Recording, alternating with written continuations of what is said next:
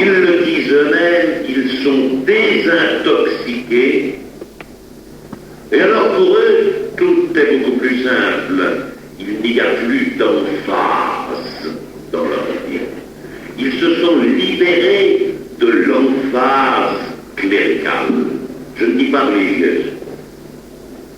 La vraie vie religieuse n'a pas d'emphase, certes, sans quoi il faudrait la condamner.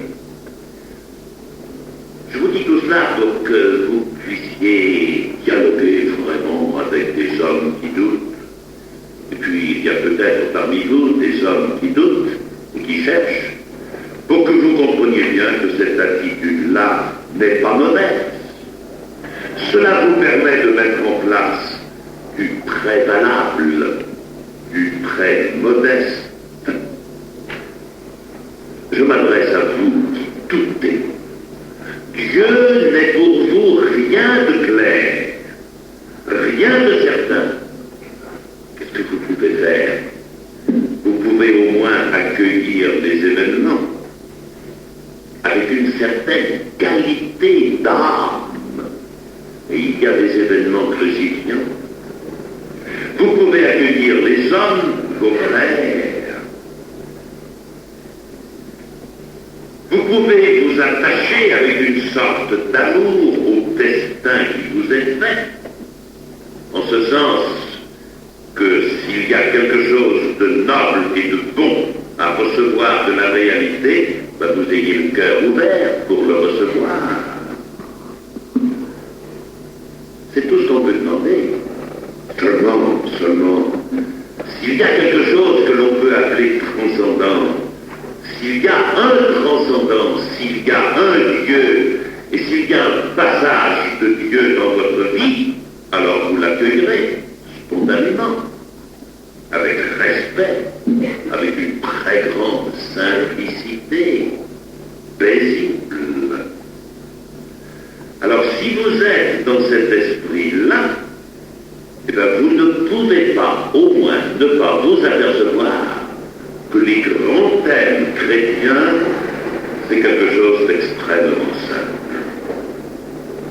J'imagine que j'ai devant moi un auditoire de chercheurs de toute heure, que aucun d'entre nous n'adhère vraiment à ce que l'on appelle les vérités de la foi. Vous pouvez quand même vous apercevoir de ceci: le bonheur d'être un homme juste,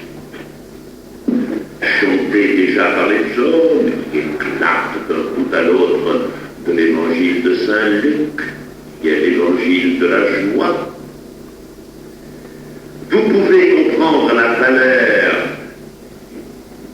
d'une compréhension profonde des autres, ce que Jésus appelle la bonne foi, que de fois j'ai demandé qu'on inscrive en lettres d'or, en énorme majuscule à la porte des églises, le verset 23 du chapitre 23 de Saint Matthieu, où Jésus fustige les pharisiens en leur disant: vous avez oublié l'essentiel. Vous qui êtes croyants, vous qui êtes religieux, vous avez oublié l'essentiel, c'est-à-dire, vous comprenez bien que lorsque j'entends Jésus parler de l'essentiel, je dresse l'oreille et j'apprends par cœur les mots qui suivent. Vous avez oublié l'essentiel. 2 points: la justice, la miséricorde, c'est-à-dire l'amour des petits, des humbles, de tous ceux qui ne sont pas entourés d'affection, qui sont solitaires, la miséricorde. Et troisièmement, la loyauté. Justice, miséricorde, loyauté. Voilà les grands thèmes fondamentaux. Avec alors une largeur d'âme qui dépasse les calculs mesquins. Si un homme te demande de faire 1000, fais-en 2. Si quelqu'un te demande ta tunique, donne ton manteau avec. On te frappe sur la joue droite. Et il n'y a que de l'amour-propre en cause. Il n'y a pas intérêt pour le bien commun à ce que le droit soit revendiqué et alors dans la joue gauche. Voilà les thèmes fondamentaux. Et derrière tout cela, une idée très simple du salut. Au fond, il faut reconnaître ceci. Il y a des vies qui se dégradent et qui s'enlisent dans l'égoïsme, et il y a d'autres vies qui s'approfondissent, en qui il y a une force ascensionnelle. La foi, c'est croire qu'il y a une force ascensionnelle. Pas question ici d'un prolongement outre-tombe de ce salut. Je vous parle du salut immédiat. Il y a des vies qui maintenant sont des vies perdues, il y a des vies qui maintenant sont des vies sauvées. Alors je dis, pour celui qui doute d'un au-delà de la mort, il reste la constatation quasi expérimentale. Est-ce que j'ose dire la phrase que j'ai écrite sur mon papier? Constatation quasi expérimentale d'une transformation opérée par le christianisme chez ceux qui se laissent assez profondément saisir par lui. Tout le problème est là. Il faut que les hommes qui regardent vivre les chrétiens constatent qu'il y a en eux une force ascensionnelle. Mais il faut être saisi en profondeur par le christianisme. Alors ceux-là sont peut-être rares. Il n'y en a peut-être pas ici, ni vous, ni moi. C'est bien possible. Mais c'est tout autre chose qu'une adhésion cérébrale, que la constatation de cette force ascensionnelle qui s'oppose à la pesanteur. C'est Simone Veil qui disait il y a la pesanteur et il y a la grâce. La grâce seule échappe à la pesanteur. Non seulement il y a une pesanteur de la chair, mais il y a même une pesanteur de l'esprit. On ne peut échapper à la pesanteur que par la grâce. Et c'est ce que la tradition appelle grâce, que j'appelle force ascensionnelle. Faire l'effort de se laisser refondre sans tricher, et que les gens s'en aperçoivent. La foi chrétienne implique une refonte. C'est le mystère de la mort du Seigneur qui est au cœur de la foi chrétienne. Mort et résurrection, donc transformation, donc refonte. La vie éternelle est à ceux qui se seront laissés refondre jusque dans la profondeur d'eux-mêmes. Ça fait peur, bien sûr. Croyez-vous que ça ne me fasse pas peur à moi? La peur de la vie haute, la peur de la vie noble, la peur de la vie généreuse. C'est tout autre chose que ceux qui ont peur de se faire prendre par l'engrenage ecclésiastique et d'y passer tout entier. Ça, c'est une toute autre affaire. Parce que là, on peut légitimement avoir peur de ça. Je ne dis pas partout, je ne dis pas à Macron, mais en certains endroits, bien sûr. La peur également de perdre sa liberté d'esprit, son esprit critique. La peur de se laisser imprégner par un groupe sociologique qui est lié en fait à l'Église. Beaucoup voudraient bien prendre contact avec une réalité authentiquement religieuse, mais ils redoutent d'être engloutis par une mentalité tout humaine qui risque d'enlever la franchise, la fraternité avec le monde moderne, le goût d'une civilisation nouvelle. Et ce danger n'est pas illusoire. Et bien sûr qu'il faut à la fois demeurer des hommes libres, en garde contre toute influence qui se donnerait pour religieuse et qui serait toute humaine. Et il faut en même temps prendre son miel, sa nourriture religieuse, là où il y en a. un miel adapté à votre estomac, c'est-à-dire à votre désir de la vie la plus haute, de la qualité d'âme la plus profonde.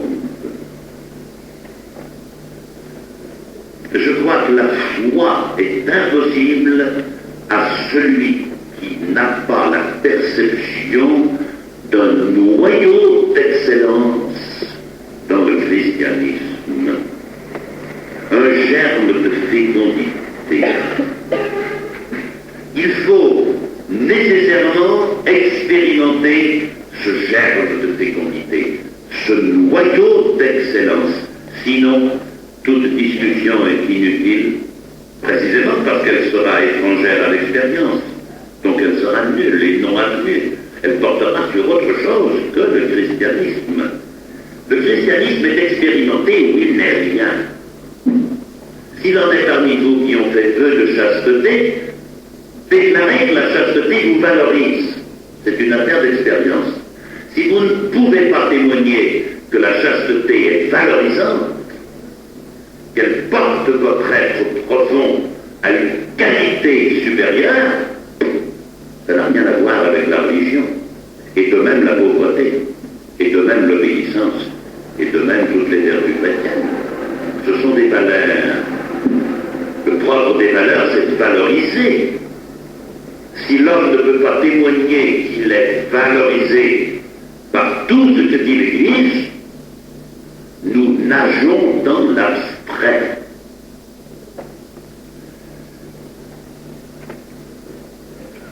Il faut savourer ce qui a saveur. Et c'est la raison qui me le dit.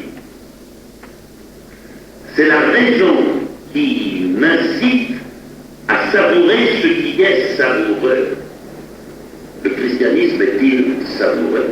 Toute la question est là. Écoutez, je pense quand même que très peu oseront prétendre que dans la foi chrétienne, il n'y a que des os. Je pense qu'il y a quand même quelque chose de savoureux. C'est ce que j'appelle le noyau d'excellence. Alors on pourra douter tant que l'on n'aura pas vu que c'est le noyau d'excellence ultime, au-delà de quoi il n'y a rien. Tant qu'on ne l'a pas vu, on pourra toujours douter, bien sûr. Je termine.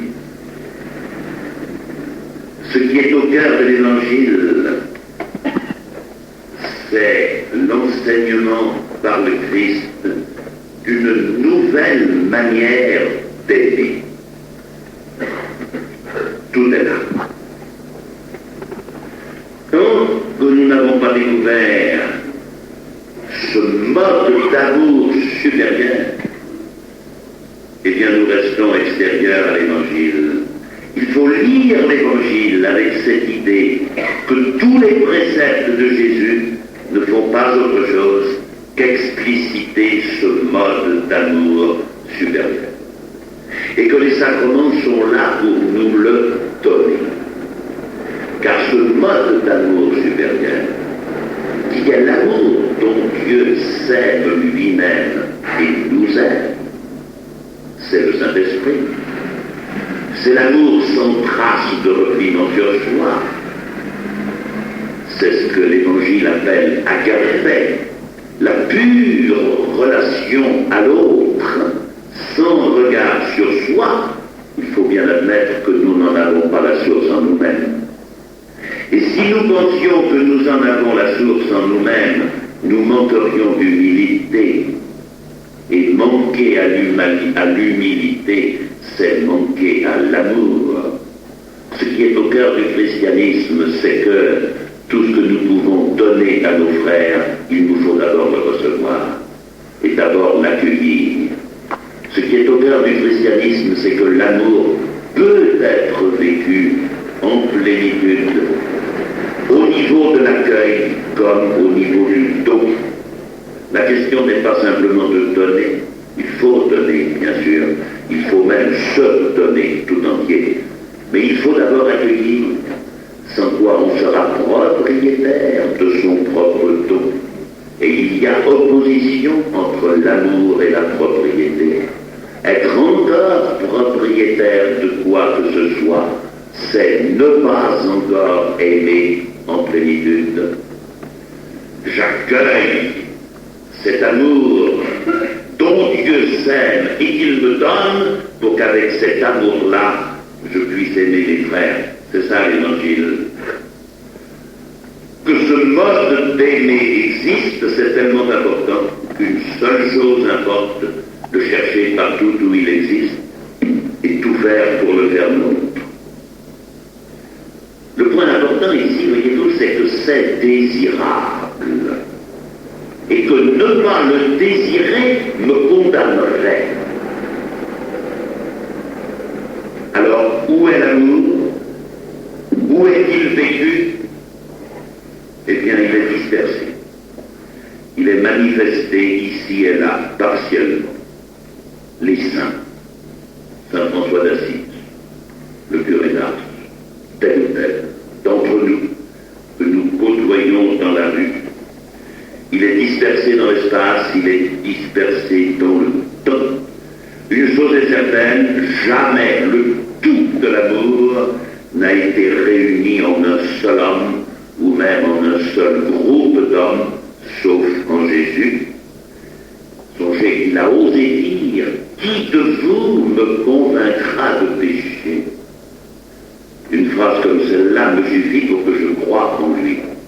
Parce que où il est fou, il faut être fou pour dire « Qui d'entre vous me convaincra de péché ?» Ou alors, il est vrai qu'il est sans péché. Je me rappelle que l'on avait interviewé Brassens et on lui avait demandé « Est-ce que vous avez lu l'Évangile ?» Et Brassens s'est presque mis en colère en disant « Qu'est-ce que vous me demandez là? Si j'ai lu l'Évangile, je n'ai pas lu l'Évangile, je lis l'Évangile.